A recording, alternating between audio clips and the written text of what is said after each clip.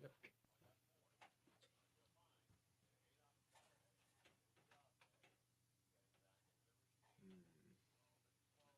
Make sure it's on the persistent stream key. Streaming software. Make sure it's on the persistent stream key. So you gotta scroll down to do that. Scroll down, you click advanced setting, you click that little arrow. It says something about over there. Okay. Yep. Click on that. So that needs to be on. Persistent stream key. And now, give it a sec. You can click reload if you want. Oh. There we go. See? So if you're having trouble, make sure you do that. Okay. Okay. That's the secret. Then I press go live. You don't need to for a couple minutes. All Now right. you know it's working. Well, there you have it.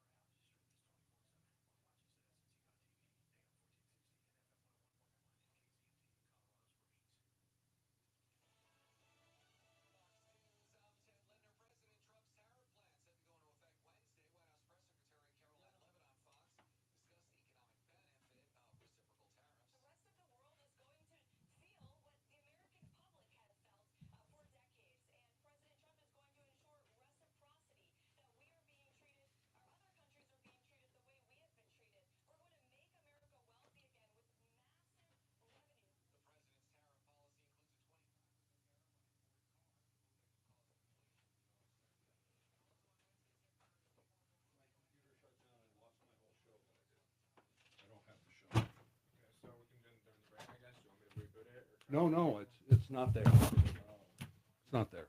I have to start the camera.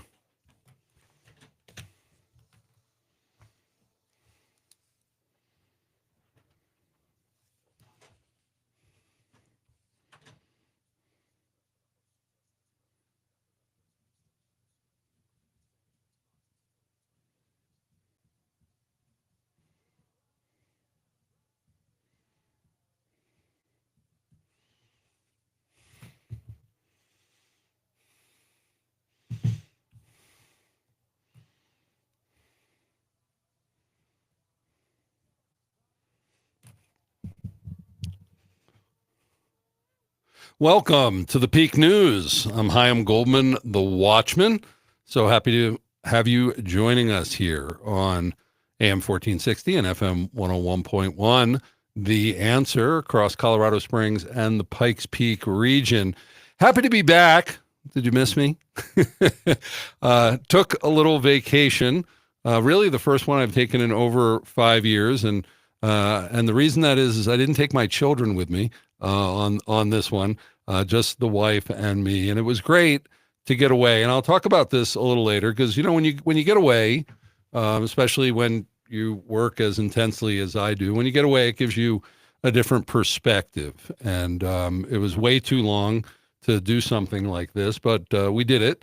And I have some things I want to share about it that I've been thinking about, especially about how we as Americans can look on things differently, can really make a change here. Because I'll let you know, I went out of the country, and the way people live in a lot of places in this world, we don't have any problems here. We don't have economic problems.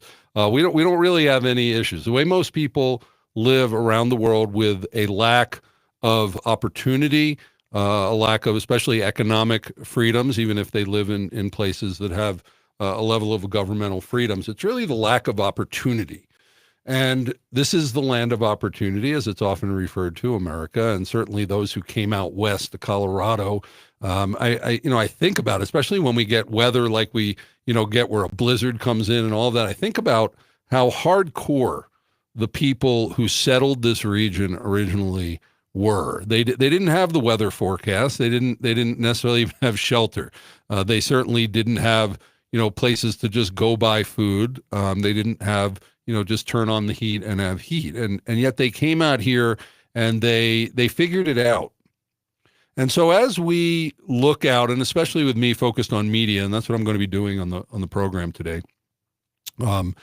because that's what we're doing here, and where that fits in to this opportunity, and where that fits in with you and whatever opportunities that you're pursuing, is that when we step back and really think about what we have in this country, I guess all of us should take a trip out of the country, even to places that are Western, even the ones that have decently good economies. We see the freedoms so deteriorated in Europe and other places that really we have no excuse. We have no excuse for having an amazing country. We have no excuse, for really making our region into an incredible place, and honor those who came out here when there was nothing here except the raw, beauty and resources that are out here, and what they dealt with, and all the people who, tried to make it out here and didn't make it. And here we sit in Colorado Springs with an incredible opportunity at Pikes Peak region to make this region an incredible place for everybody. Not just, what's in it for me, what can I get out of it? How can I maximize it for me and my family? And that's really important. You need to do that. We all need to take care of our families. And that's difficult, the way the economy's been and such. But how do we do it together? Because, as if you read the Bible, if you believe in the Bible, even though this is wisdom, how good and pleasant it is when brothers dwell together in unity. Hine matov umanahim shebedachim gam yachad is in the Hebrew. It's a very famous thing that we and Jewish people say, because we understand Psalm 133, I believe it is, that when we come together, when we manifest this unity amongst each other and really look to take care of each other. That whether you believe God blesses or it's karma or whatever you want to call it, it just seems to work.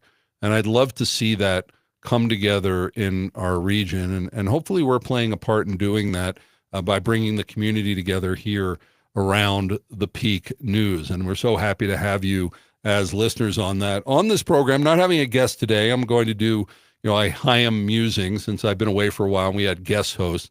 I'll talk about that, part when we come back and that opportunity. But I'm actually calling the show Happy New Year. And I know that seems really weird, and it is, it is to probably everybody, except a few people who know what I'm talking about. But actually last night we started what is officially the biblical New Year. If we pay attention to the Bible, as I do, and the timeline that God gives, that last night began a new year. And so it's when we as a family, my family, marks the year. And so weirdly enough, calling today Happy New Year and talking about, well, what we'd like to see for the Peak and for us as a community in this coming year. I'm Chaim Goldman, the Watchman. You're listening to the Peak News. So happy you are. We'll be right back.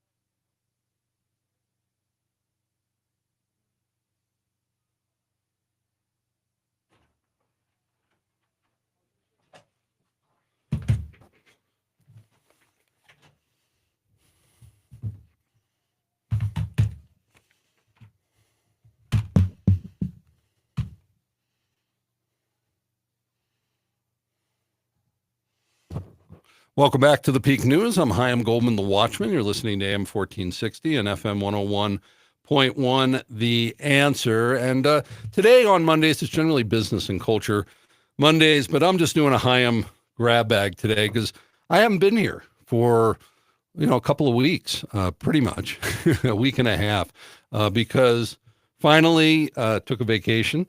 And it was good. It was nice to get away after we did over 200 shows here and all that we've done with the Peak over the past year plus. It was nice to get away, get some perspective. And I'm not going to tell you where I went, but I went somewhere out of the country where people generally are not living, it's expensive and yet the people are really poor.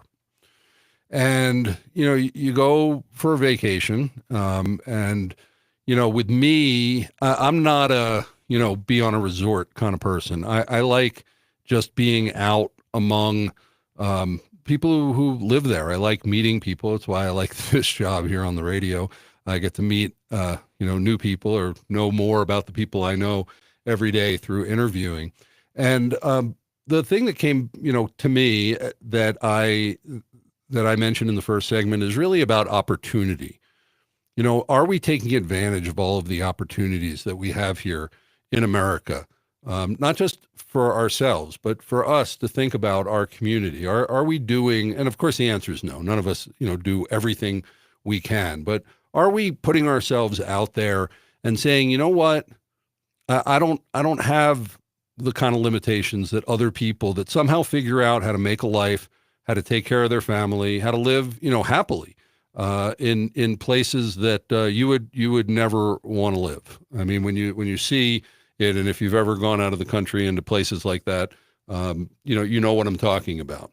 And so we're really blessed to even get to be here. I guess we can call it American privilege, right? We're just to be born in America, to be a citizen of this country, to be able to take advantage of all of these things where around the world, people are really frozen with no opportunity. Give an example, people there, you go to a marketplace and there's all these stalls and everybody's selling the same thing. And people are just wanting to say, can I sell this to you? Because you'll be my first sale of the day. And it seems that Americans aren't traveling a lot. And so they're really having a much harder season. It's supposed to be spring break season and it's not so much, because I was explaining to them, actually, I'll say this, I didn't even plan on doing this, but in explaining to them, because they're upset with the United States because we're sending their people home who are here trying to work. And I was trying to explain to them, look, we've been in a situation where people have been bankrupted. America has, we don't really have the money that we had 4 years ago. And so we're going to be taking care of ourselves. And I'm sorry if this, hurts you. I'm sorry if this gives you a negative impression, but know that Americans are very generous. We love blessing people in the rest of the world, but we need to take care of ourselves right now. And so, I know that this looks like we're being unfriendly or whatever, but know that so many illegals came in, maybe tens of millions over the past 4 years, that we need to cut this off and assess what's going on in our country so that we can get our country back and we can go back to blessing the world, both through the economies that we have that allow us to travel to your country, but also, so that we can bless you through giving, through ministries, through all of these things that Americans love to do. So, I was trying to message that out as much as I could in a little way that I could, because I'm always talking. But I mentioned at the beginning of the program, and by the way, I'm a little disjointed because I made my script up today, as I always do, and then right before the show, I went to print it, and it's gone. So it was like hastily putting it together and trying to remember all the things that I put together, but maybe it's better to just free flowing away. But I mentioned Happy New Year to you, and I'll spend a little bit of time on this. I'm a very quirky person, if you know me, and I hope you are too. I don't think that anybody can really be put in a box, but I'm quite hard to define in a lot of ways, and especially as I am what's called a Messianic Jew, or I'm a Jew who believes in Jesus. And so right there, as I say, you start with crazy because people say you can't do both. And I say, well, that's me. And one of the things that's really big to me biblically as a believer is this restoration of all things, this thought that, all of the things that have been taken through the years will be returned in some way. I don't know if that means, we get all our socks back that we lost in the dryer. How complete is this restoration of all things? But with that promise comes, really digging into the Bible and really believing it. And there is a calendar. It's interesting in the Bible, and you probably heard things they be referred to as Jewish holidays, but they're really not Jewish holidays. God refers to them as his days, as his days that his people keep. And as we're coming into this season where there's Easter, Resurrection Day, and also Passover, which are related but also different, and how I look at that and all these dates, we're told for the Passover, because that is a biblically commanded thing, is to do it in the month of the Aviv. It's the first month of the year, and getting into through the years, decades of studying these things out and determining that this is when the year starts. It's not January 1st.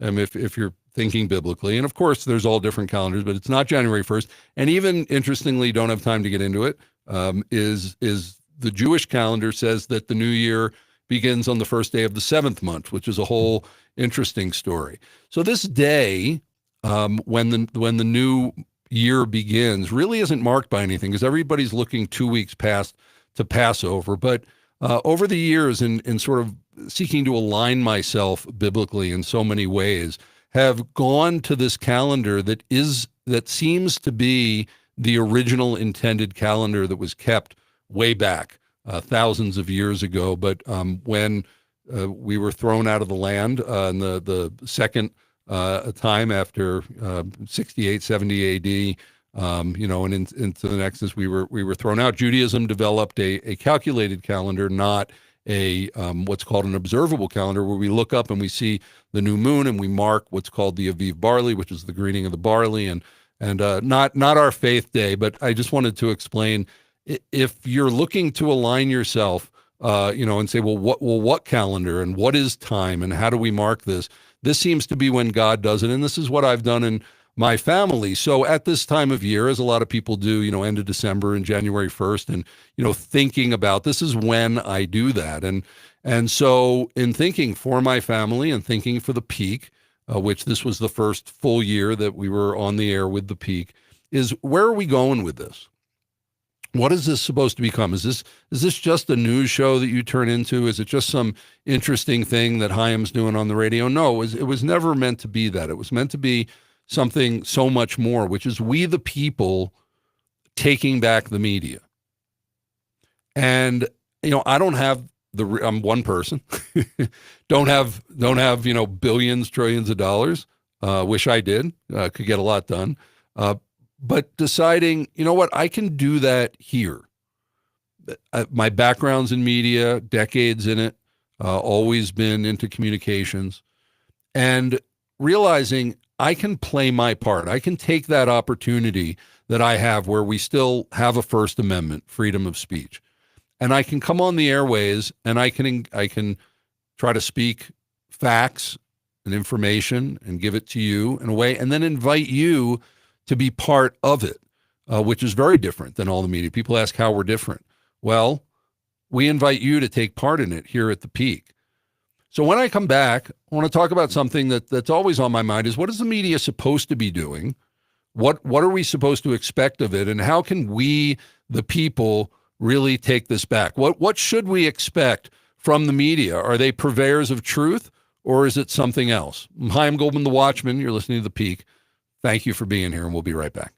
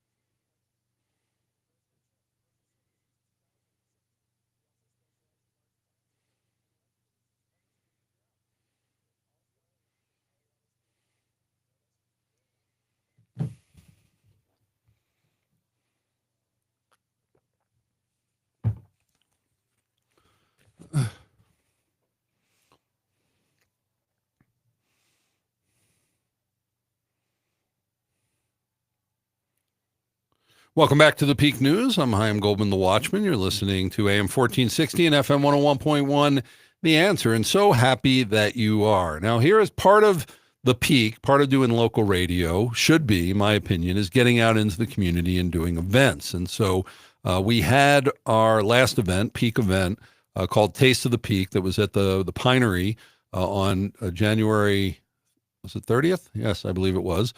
So 2 months ago, and it was fantastic. It was packed house. It was amazing. And we always want to do something different. Like I like the differences, and something that we're doing April 17th. And I'd love you to come out to this if you're at all interested in things biblical and that kind of experience. Because every year for the past 3 years here, we have done a Passover Seder. Again, we're Messianic Jews here. We've done a Passover Seder at the Road Church in Colorado Springs. We're not doing it there this year. They're taking a break on that. It's a big thing to put on. We have 300 people there and a full meal and everything else. And so we're doing it at the Pinery. We're going to be back at the Pinery on April 17th in the evening for Passover at the Pinery. And so for more information, love you to join us, is to go to our website, thepeak.news, and to our events page, /events. And there's a link there to all of the information and to register. Please do that, because it's just in a little over a couple of weeks. We're not doing it on the night of Passover. That's going to be Saturday night on the Jewish calendar, the 12th. So we decided to do it during the week during that. And it's going to be, we've had a great time each time that we've done that. And it's another thing from the Peak event. So in this segment, I want to do a little quick segment on what should we expect from the media. And I want to keep it really, really tight. I only have a few minutes. That's why I put it here. And I don't know if you watched and saw it, but finally, the head of NPR, the CEO of National Public Radio, was brought before Congress to be questioned about, what's going on. And you get $500 million worth of funding a year from the U.S. government. What do you do? And of course, there's been a lot, anybody who's listened to NPR through the years, I mean, that it's not equal good representation. I mean, what stories they do, what they don't, how they say things, what phrases. It's obvious to anybody. But then there was a whistleblower, someone that worked there for like 20 years that just left, fed up about 6 months or a year ago, and pointed out that in the Washington Bureau, I think I'm getting this right, out of the 87 people at the Washington Bureau, 0 are Republicans. And so they asked her about this, and her answers, if you go on, I mean, they're such non-answers. And there's one congressman who is asking her, what do you believe this? And she said no. And I said, well, you tweeted that out 5 years ago. And what about this? No, I don't do that. I've never said that. Well, actually, you did. You put that out, and it's like she's just lying before Congress. But interestingly, even she knows what the media is supposed to be, even though I don't believe that they're practicing it. Because she did a TED Talk, I don't know, in the past 5 years, the CEO, and she said, and she's taken some heat for this, of saying, we're not there to tell you the truth. And people go, oh, that's ridiculous, so they're there to lie. No. And you've heard me say this before if you're a listener to this program, but this is really important. And I even have a hard time wrapping my mind around it as we seek to do this every day. We have come to expect that the media is going to figure everything out and then, lie to us, right? But that they're supposed to bring us the truth. And while I do believe in absolute truth, when it comes to the news, it's like, are we in a good economy or a bad economy? Well, you know what? People make money in down markets and up markets. That taking of facts and determining what it means, it's not so much truth, but meaning. Like, what meaning do it apply to it? What does it mean? Is not absolute. And so if we say this happened and this is what it means, and thereby you take that to be, that's what the truth is, I don't think that we can do that as the media. We don't have all the facts. We aren't truth ourselves. We aren't the purveyors of truth. You are. And so what we do here is we seek to give you good information in context and then let you decide. And I believe that if we could wrap our mind around that, that we have to be the ones to put in the work to figure out what truth is and not the media, we wouldn't be so upset with the media, but we would also demand of them what they're supposed to do. And guess what? It's not being done. But we try to do it here at the Peak. When we come back, we're going to be talking about, well, Peak 2.0.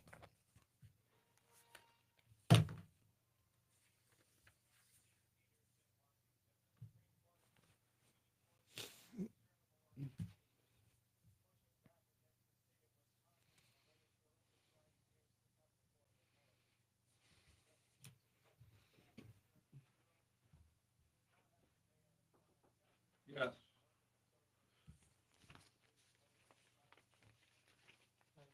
Just in case if you're aware, the gym rat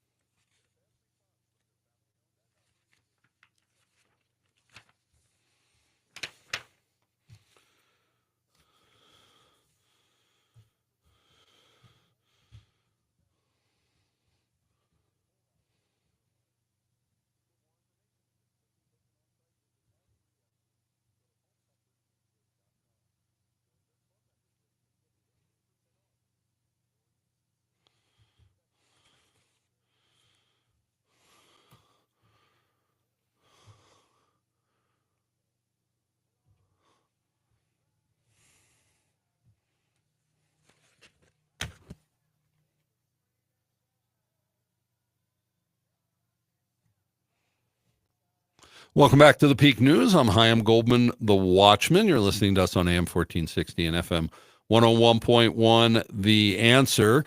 And I want to remind you, if you live in Colorado Springs and you vote in Colorado Springs, municipal Colorado Springs, tomorrow, April 1st, is Election Day. Oh, the irony. For our city council here in Colorado Springs, 6 districts. You vote for one candidate in the district you live. Pretty simple election. But if you're trying to figure out who to vote for, we recommend the voter guide, Church Voter Guide. It's a project that I'm involved in and has nothing to do with Christian candidates or picking Christian, telling you who to vote for. We don't do that. In fact, that's a big part of who we are, that it's a nonpartisan 501c3 compliant guide, which is why we call it Church Voter Guides, because years before I started the Peak, I looked around and I said, why isn't the church understanding, getting involved in the governmental political realm? Why are they staying out of it? We're citizens. We have as much to say as everybody else, maybe more so, and we should be really involved in the process. But seeing Christians and churches really checking out of the process, saying, as it can, politics can absolutely become a religion, and I understand why people might think, you know what, let's stay out of it. But our founding fathers certainly didn't. They were men of faith. We can argue of what faith, but they were men of faith. They believed in a creator and creator-given rights. And so wanting to make it easier for pastors and others within the church to get informed so that they could vote their values, we came up with Church Voter Guides, which we survey the candidates. They answer the questions up to 120 words per answer, and then we publish exactly what they send us, even with typos. We try to get them to run spell check, but that's up to them. And then we just publish it. And so you go to churchvoterguides.org, and please let other people know about it. There's still time to vote, but make sure that you get the information, that you vote, you mark your ballot, and you drop it off by 7 p.m. tomorrow. Too late to mail it at this point. Drop it at one of the many drop boxes around there. And on our website, you'll find information, a link to the city for more information about that. So I've been talking in this program about opportunity and the opportunities that we have in this country. And, believe me, I understand. I have a pretty large family by today's standards. I'm an entrepreneur, which means I don't do things, necessarily slow and steady. And I'm a risk-taking person. Launching a show like this is a big risk. Will people listen? Will we fulfill our mission? Will we be able to, pay for the airtime every month? Do you get enough sponsors and things like that? And anybody who's run a business, you know what it's like. But around the world, and I did, thankfully, through a gift from someone who really believes in what I'm doing, I was able to, for the first time in over 5 years, take my wife on a vacation. And as we are a homeschool family, still with relatively young children, that was a wonderful thing to do. But I'm not a person who wants to go to the fantasy. And if you are, that's on you. But I don't like to go to the fantasy of a resort and just think that everything is perfect and and it's America, but just with a nice beach. When I go out, I like to hit the streets and meet the locals and talk to the people and get to actually experience the place that I am. And we did that in a place where the people, most of the people, are extremely poor.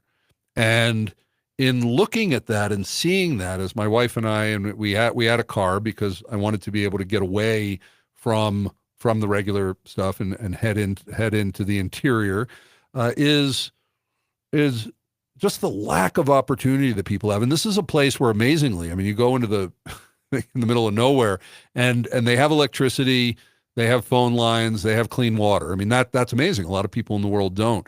And yet the number of shacks, or people are trying to build a nicer home, but it's partially built. I've never seen so many partially built. People build it as they can over decades, I guess, is to recognize how great it is to live in this country. And so to start thinking about, how am I taking advantage of that opportunity for myself, for my family, for my community? And in doing so, that's a lot about what the Peak is about, is taking advantage of those opportunities and encouraging you to take advantage of those opportunities. So we've been on the air now for over a year, but really just about 12 months, because we took a break, a couple months off during our first year. So we've been on the air for about 12 months, that did over 200 episodes, and that's why I was so burned out. I turned it over to guest hosts, and I'm going to get to that in a minute. But what we're trying to do here at the Peak is reinvent journalism, reinvent media. And I know that's a little crazy, but we have to, because we've lost trust in the media. And it's not like we can just say, well, you know what, we're just not going to have people going out and investigating things and giving us information. We've always, sitting around campfires thousands of years ago, sharing information. We've always needed that. So we need to do something. It needs to go somewhere. But I don't know how many people are really envisioning it holistically. And so I'm trying to do that here. And tonight is our final of our 4 sessions that we're having, training up citizen journalists. And we have a full class of 12, as we had wanted, to come in and to train them up in the basics of journalism, to credential them here. And tonight we finish that up, and they're going to be credentialed and get out there in the community, and we're going to work with them to develop them, and I'll let you know when the next class comes. But we really are turning things over to you. This was never the Chaim Goldman show. It was never the Peak with Chaim Goldman. It was always the Peak.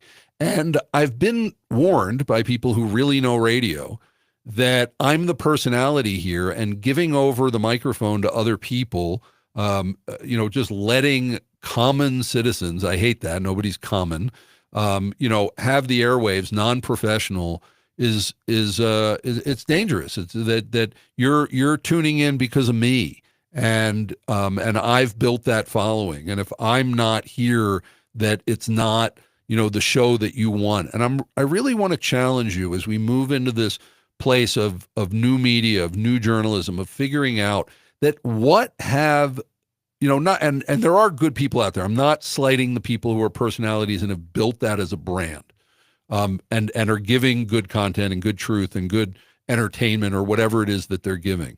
But for the most part, in the news area, what has the paid professional actor, which is really what we are, talking heads, those who they're not even reporters, right? They're good spokespeople. What has that gotten us over the past 50 years? Even we found out even Walter Cronkite was starting to work with, the government in order to bring, out certain information.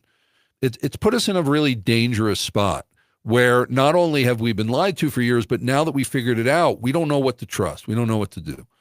And so if there's a personality, first of all, that's not the news. And that's not, to me, what it should be. And in a way, that's entertainment. It's news talk. It's good if you enjoy it. But I am talking about things that you can turn to get information that really, really matters to you. I want the show to shine. I want the peak itself to be the personality. I want you to be able to turn on this program, and no matter who's on, whoever the guest host is, whoever the guest is, whatever we're talking about, that we're saying the quiet stuff out loud, because that's our motto, and that we are operating with a level of journalistic ethics, if you can believe there's such a thing anymore, and yes, there is, it just needs to be practiced. Journalistic ethics, so that how we are getting the information, how we're bringing it to you, how we make the choices about what makes air. And then you can look at us and say, I like that, I don't like that, I believe that, I don't believe that. And that you can be, as I mentioned in the last segment, the purveyor of truth. And so last week and into the week before, where I took off, is we had guest hosts. And I still need to listen to what's called the air checks. But these are people who some have hosted the show before, some had never hosted. It's a tough thing to get in front of a mic and talk. But I believe that these people have talent. I believe that these people, have a real heart for this. And so I gave them the opportunity. And in fact, all of the people in the citizen journalist class are being given that opportunity. If you've ever tried to even get the news to report on something that you're involved with, you know how hard it can be. But to think that this mic that I've been doing media professionally for 30, 40 years, that and all the hard work and all the risk and everything, and then to say, you know what, this is for everybody. And by the way, it was always from the beginning like that. Now we're just starting to step into it in what we call, peak 2.0. Is I'm loving it. It's a little scary. It's weird to give up the mic. I hope that you as the listener can say, yeah, that's what we want. It shouldn't be about the people. Yes, put good people on. I don't want someone who's umming and ahhing, and we've had some people, those it's hard to get rid of that from your voice, and that's something we work on professionally. People that are a little awkward because it's their first time or second time, and I've done this for thousands of hours. But I hope that you can get a vision for the peak, that it is truly community news, that it is really we the people taking back the media, and that if you want to get involved in some way as a citizen journalist, as a sponsor, as an intern, if you're a young person, and I'm going to be talking about that in our next segment, that you really would. And I know I beat this drum a lot, and if you listen to the show, maybe I'm saying it too much, but as we establish the peak, I want you to know how real this is. And I think that me just saying it wasn't resonating. But if you tuned in at all over the past week and heard the guest host here, even one who's 20 years old, James, who's one of our interns, but he earned the spot, that you'll recognize that this is what we need, because on the local level, those of us who care are going to bring out the information that you need. I'm Chaim Goldman, the Watchman. When we come back, I'm going to be talking about educating our children ethically.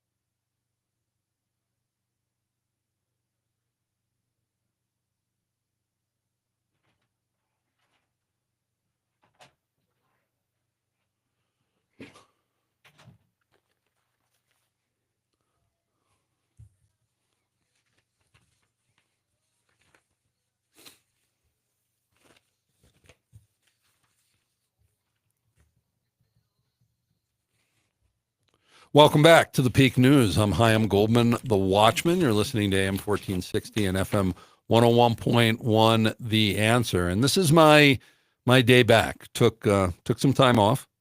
Hope that was okay.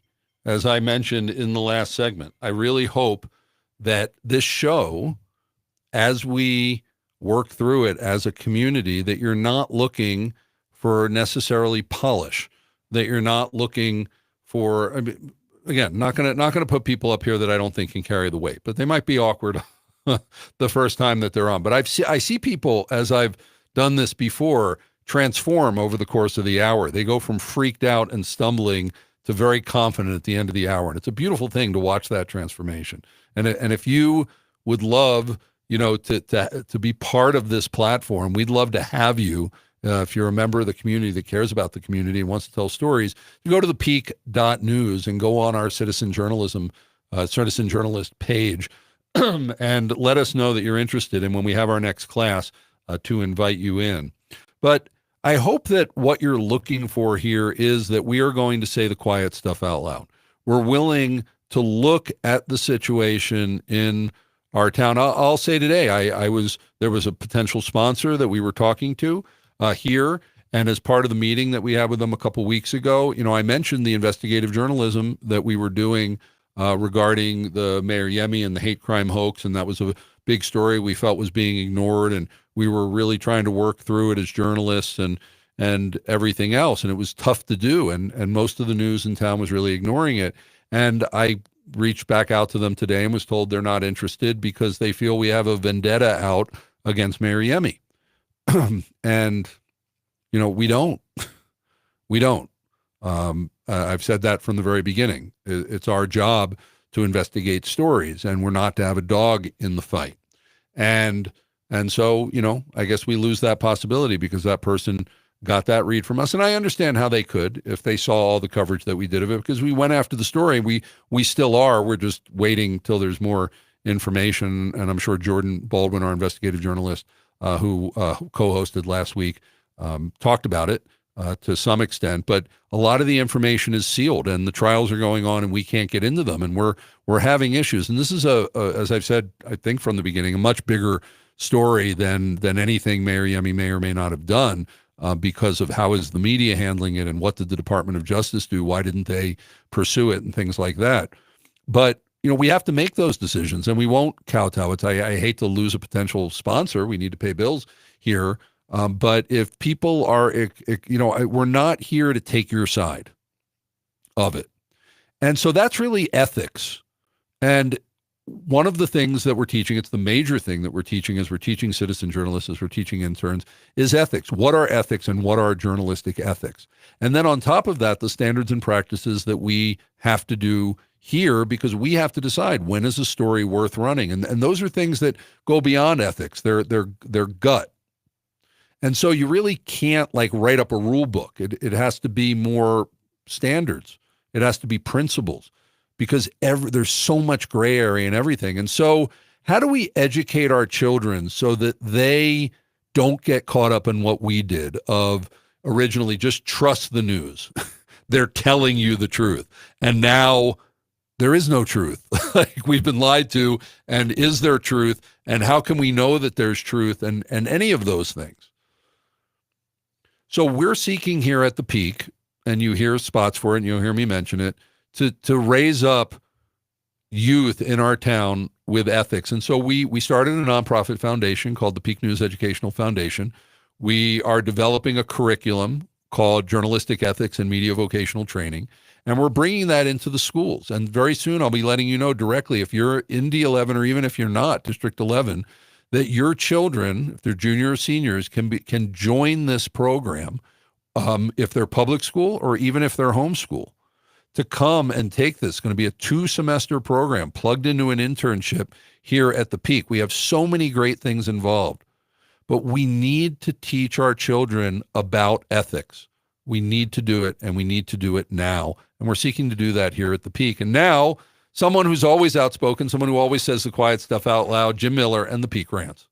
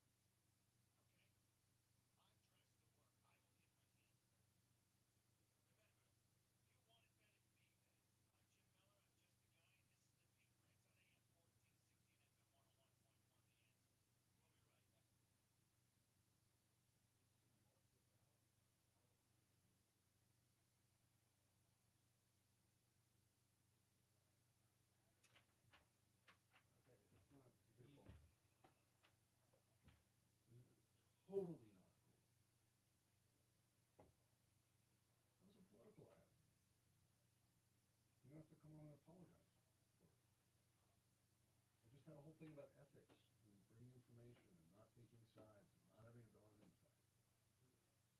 And then Jim comes on and does a political ad for himself. So what was more about it? I mean, he's been for a couple. He said, "Mark the ballot for me." Was he saying that all last week? Something similar, yeah. But he was doing that the week before too. I thought about like, hey, you so you know who to vote for. No, that's a real problem. Saying you know who to vote for. Yeah, just it's enough. I'm running for office. He's not allowed to promote himself like that. Sorry, Facebook, but that's okay. I'm gonna have to apologize. Okay, yeah, but no, something like that similar was going on. Now this one specifically was about more why he's running. Other times it was just like his intro. I'm running for it, and you know who to vote for, and then he goes into his thing. How in the world can we be credible when we're running that? How? I thought that he would have talked to you. No, he doesn't talk to me about anything. He does the stuff, and he's not supposed to be political ads. You guys got to catch stuff like that.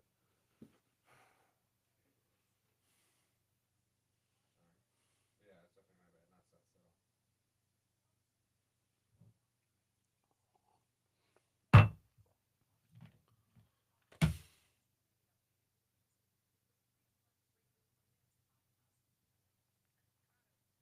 Those tell James any rants that have that needs to be pulled from the podcast immediately. Tell him I'm sorry, but anything past him saying that he's running for Colorado, that was enough. How dare he?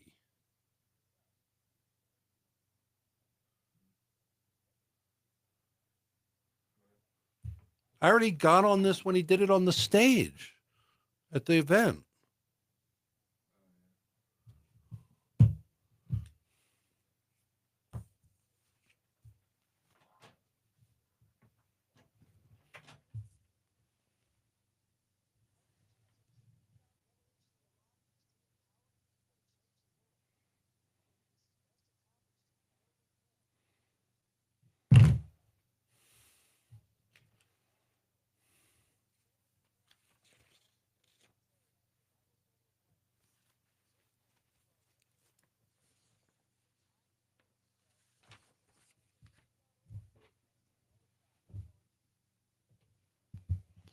Well, thanks for joining us for another episode of The Peak. And I just have to tell you, and if you listen, by the way, we stream on Facebook and YouTube, Peak Media, Peak News, and the Peak News Media.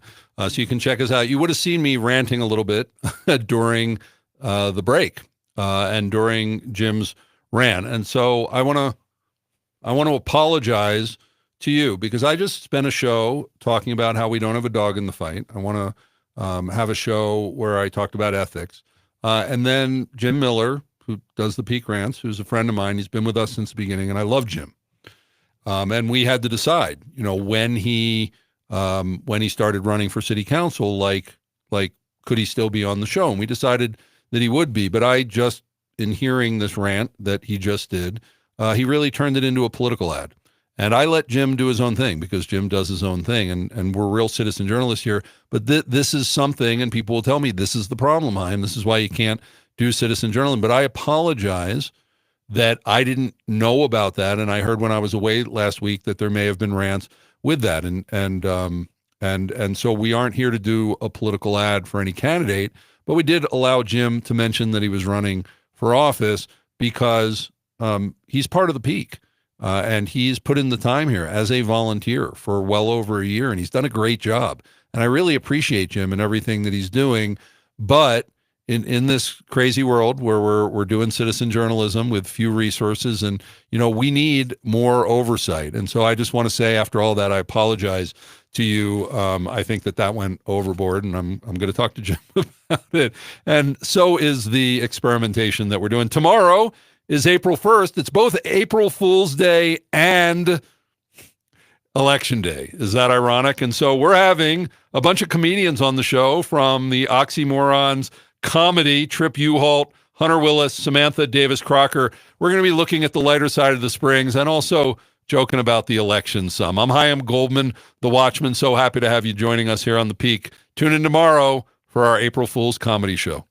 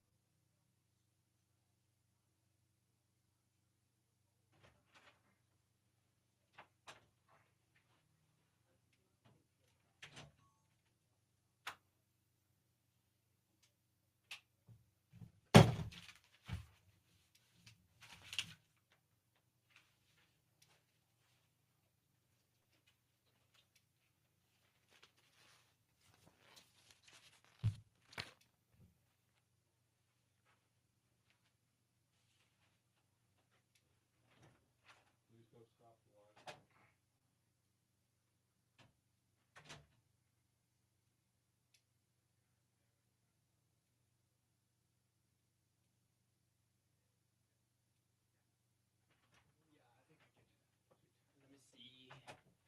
I think end live video. No, that's just stopping it on. Yeah, do that. Yeah, but that's just stopping it on Facebook. End. Yep, because you want to end it.